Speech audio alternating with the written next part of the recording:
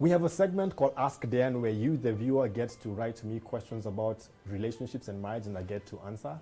Today's question comes from, I don't know whether it's a man or a woman, where they ask, Dear Dayan, my spouse keeps comparing me with other people, including our pastor and social media influencers.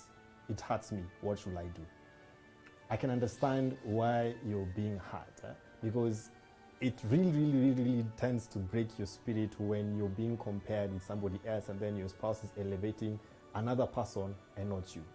And so if you're that kind of person who's doing that, who's praising other people and not your spouse, that's not how you're going to inspire your spouse to be better. If you want your spouse to be better, please inspire your spouse as an individual. You know what, honey? I love it when you do this and this and this, though I feel like you can improve better on X, Y, Z, without bringing in other names. Why can't you be like so-and-so? Why can't you do it like, why can't you love me the way Nani loves their person? No.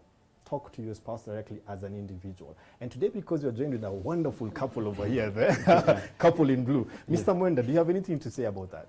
Yeah, it's really hurting, as the viewer said, to be compared. But the one who is doing a comparison lacks an information. When we live together, you discover me, you know my weaknesses, you know my strength.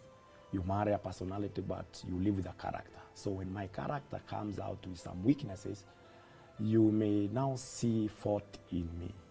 And therefore, you compare me with somebody else, pastor, counselor, media personality. What do you know about the pastor? Strength of a pastor. Media personality, strength. You have not known the weaknesses. The weaknesses of the pastor. So you are doing a very bad comparison. Strength versus weaknesses. So when you compare the weaknesses versus the strength, obviously the strength will win. Yeah. Oh my goodness, what about you, Mrs. Mwenda? Anything to say about that? Yes, it really hurts, but this is what is supposed to be done. When couples come together, there are 7 stages of marriage. And when there's what we call the romantic stage. Stage 2, it is the discovering stage. And many couples quarrel from that discovering stage. So when you discover your spouse has got some weaknesses, you should not oppress. You should become a blessing to that person. No, by at least understanding the point of our strength, the point of his strength, you begin to call that strength.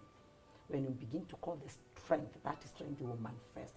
But when you begin to specialize on the negative, this negativity will just be a monster in your marriage. And this is the big picture that you'll have, and you will fail to see the good part of this person. So it is not in order to compare your spouse with another. Wow. Yes. It is not in order to compare your spouse with another. You've heard it from the Mwendas. These two have got experience when it comes to marriage. So please, if you have any questions that you want to ask me, feel free to write to me on 111 444 111 or through our social media handle, and I'll be glad to answer your question.